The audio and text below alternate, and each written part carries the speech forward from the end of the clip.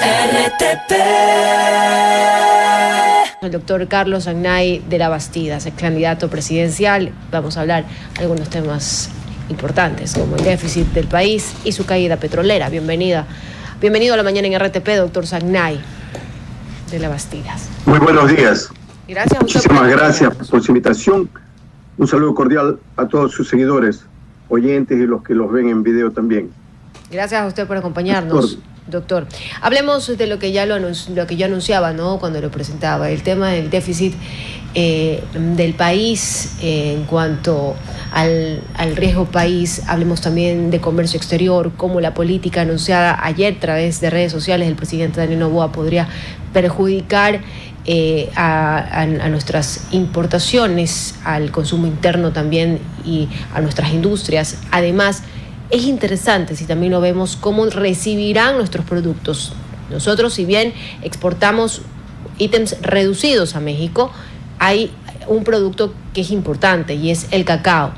¿Cómo podrán recibir nuestros productos también hacia ese país? ¿Podemos reemplazar a México enviando productos a otros países, a otros continentes? Es la pregunta en este contexto, doctor. Bienvenido. Muchas gracias.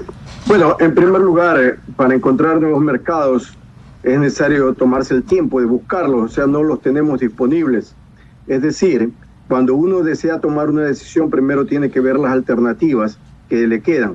No simplemente actuar porque nos da la gana, digamos, o porque estamos resentidos, o porque queremos dar una imagen al mundo.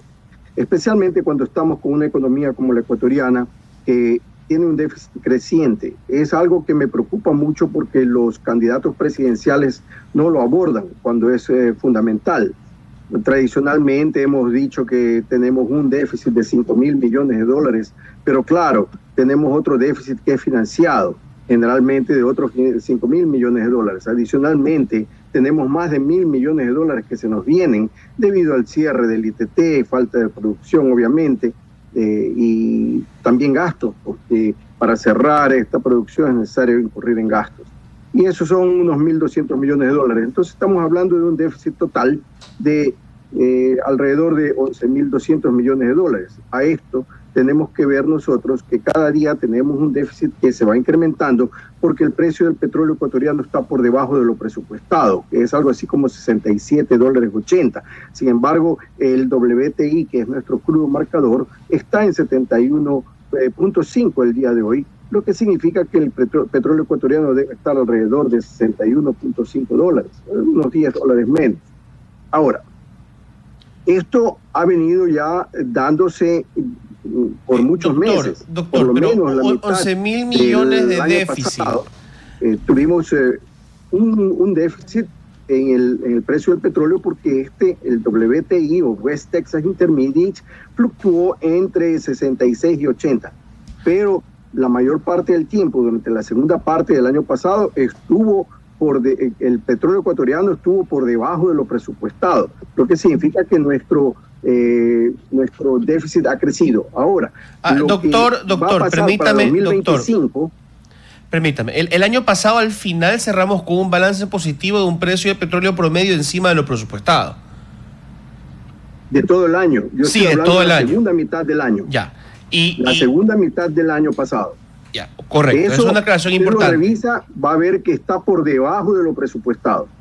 Ahora, lo otro, ¿verdad? Los ingresos que vienen del petróleo, el año pasado, 1.756 millones de dólares, sin contar por la exportación de derivados, 453, incluyendo 453 millones por la exportación de derivados, ¿no?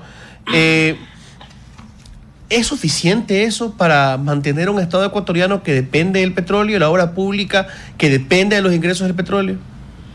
No, por supuesto que no. Pero nosotros básicamente hemos sido un país petrolero desde la década de los 1970. Entonces nos mantenemos debido a eso y ahora debido a los impuestos.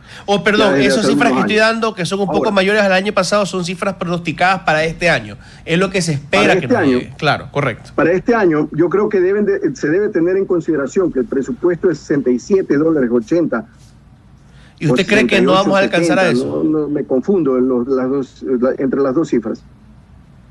Yo creo que debe ser revisado hacia abajo por los siguientes motivos. Primero, el precio del petróleo el año pasado estuvo de manera ficticia un poco alto debido a que hubo recortes de producción de parte de OPEP Plus.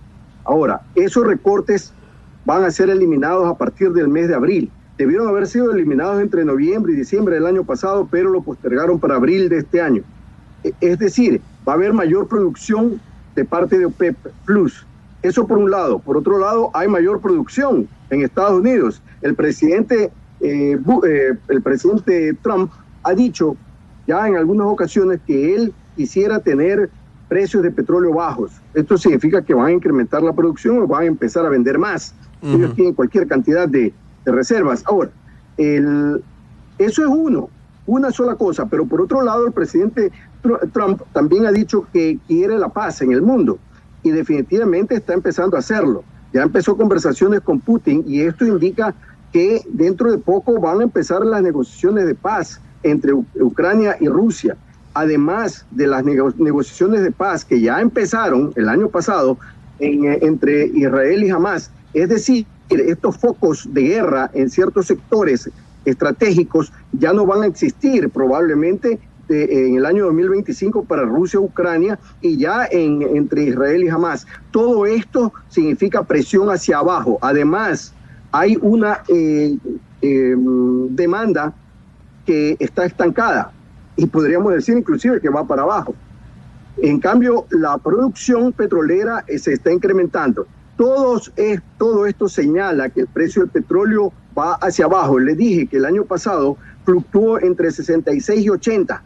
Y cuando llega a 80 se queda ahí un minuto o máximo un día y baja rápidamente. Lo que yo estoy indicando significa que el precio del petróleo puede caer estrepitosamente y es una llamada de atención al gobierno actual y a los pretendientes a llegar a Carondelet, porque no lo mencionan.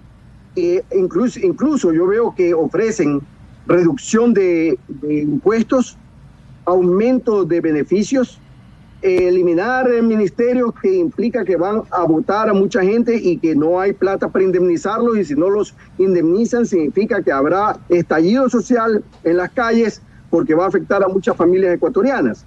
Todo eso es necesario tener en cuenta, no simplemente decir voy a bajar los impuestos. Ok, vas a bajar los impuestos, pero ¿cómo vas a llenar ese hueco fiscal? Eso es lo que hay que decir. Voy a incrementar los beneficios, excelente, pero ¿cómo vas a financiar esos beneficios? Voy a votar gente, sí, pero ¿cómo les vas a pagar las indemnizaciones? Eso yo no lo estoy escuchando de ninguno de los candidatos presidenciales y es algo sumamente importante y delicado. ¿Por qué? Porque los gobiernos generalmente lo que hacen es incrementar los impuestos. En el caso del gobierno actual, de tratar de privatizar, pero nuestros activos están escuálidos y lo único que les quedaría, y que ya lo escucho anunciarlo de parte de un partido político, de que van a desdolarizar. El fantasma de la desdolarización se hace visible cada vez más y eso yo creo que es sumamente impopular, que debemos evitar a toda costa y no veo que se estén tomando las acciones para hacerlo. Ahora, por ejemplo, poner tarifas a nuestros productos y encarecerlos, pues obviamente que no va a ayudar a que ingresen divisas al Ecuador. Hay que hacer todo lo contrario, hay que dar incentivos para que otros países vengan a invertir a Ecuador, vengan a comprar nuestros productos, y lo que se está haciendo es todo lo contrario. Esto que existe en Ecuador constantemente, que es una crisis política, no ayuda a que exista inversión extranjera directa en Ecuador, porque a ningún inversionista le gusta la incertidumbre. Si hay mercados cercanos, vecinos a Ecuador, que presentan un ambiente mucho más amigable a las inversiones, porque existe certidumbre en dónde se van a meter, se irán allá y no a Ecuador. Y de hecho, Ecuador es uno de los países de la región que tiene la menor cantidad de inversión extranjera directa. Muy bien, Sebastián. Sí, doctor Sangay, quisiera hacerle una pregunta sobre una de las propuestas del presidente Daniel Noboa, que tiene la intención de vender hasta 250,000 barriles de petróleo a las personas que le compran a Venezuela. ¿Usted cree que esta propuesta es viable o se pudiera llegar a cumplir teniendo en cuenta la producción petrolera del país? Actualmente nosotros tenemos una producción petrolera que está a la baja, está en 470,000, incluyendo obviamente la producción privada, que son cerca de 100,000 barriles diarios. Así que tenemos 370,000, de los cuales el presidente ofrece 250,000 barriles. Vea usted. Entonces, básicamente, más de la mitad de nuestra producción petrolera iría a cubrir el mercado venezolano. Bueno, está bueno soñar, está bueno decirlo en tiempo de campaña, la realidad es otra. Se puede decir de todo en tiempo de campaña. Por ejemplo, estoy viendo además que el presidente está permitiendo la entrada de 450,000 venezolanos. Mire usted, añadiendo a el problema de Ecuador, que es de un tremendo desempleo, que una de cada 3 personas tiene un empleo fijo, adecuado lo llaman. Entonces, tener 450,000 habitantes más que no tienen trabajo, vienen a Ecuador a buscar empleo, pues yo no creo que sea una medida adecuada en los actuales momentos. Es decir, hay que tomar las decisiones de acuerdo al momento. Está todo muy bien en ser solidario. Yo siempre he sido sensible en el tema de solidaridad de los pueblos, pero hay que hacerlo como lo hacen otros países. Primero los ecuatorianos, después obviamente el resto de los ciudadanos que tienen toda nuestra consideración. Lo que hace Estados Unidos, por ejemplo, y que tiene mucho apoyo en Estados Unidos, es que el presidente Trump se está preocupando primero de Estados Unidos, primero de sus ciudadanos, y les dice al resto, vayan a quejarse a sus propios países en donde no encuentran trabajo, en donde los tratan mal y por eso salen de sus países. Yo no creo que sea ni practicable ni conveniente ponernos a hablar de deportaciones, doctor, porque no está diciendo cerrar las fronteras, que es una cosa control migratorio, sino sacar a cientos de miles de personas, muchas de las cuales ya están integradas a la sociedad y la economía ecuatoriana. Es muy distinta parte la situación de los Estados Unidos de la nuestra. Pero en todo caso, para concluir ya, en específico, ¿qué recomendaciones tiene usted para controlar a Petroecuador? Que este presidente y otros han señalado que siempre ha sido un problema, que no tiene balances externos auditados, que hay constantes casos de corrupción, que salen gerentes y gerentes tras gerente. Así que como, digamos, nuestra última pregunta para cerrar esta entrevista es, ¿qué medidas se deben tomar con la institución de Petroecuador? Bien, es indudable que la situación de Estados Unidos y la de Ecuador son diferentes. De eso no hay duda. Yo me estoy refiriendo al hecho de que el presidente de Estados Unidos ha dicho claramente que él se preocupa por su país y sus ciudadanos. Es a eso a lo que me estoy refiriendo. Que en Ecuador también nosotros debemos preocuparnos primero por resolver nuestros problemas nacionales, los problemas de nuestros ciudadanos, y luego obviamente con mucho gusto del resto de los países. Ahora, sobre su pregunta acerca de Petroecuador. Petroecuador es inestable, siempre lo ha sido, pero ahora lo es más. No podemos tener presidentes de Petroecuador, primero, que no están facultados para hacerlo, y segundo, que permanecen 3 meses como promedio. Eso se ha dado ya durante varios años, no es solamente en el gobierno actual, pero el gobierno actual se ha acentuado. ¿Qué es lo que hay que hacer? Yo lo he dicho constantemente. El problema de Ecuador es que está en el presupuesto. Se presupuesta con los presupuestos anteriores. De hecho, el presupuesto del año 2025 es igual que lo del año 2024. Eso no puede ser así.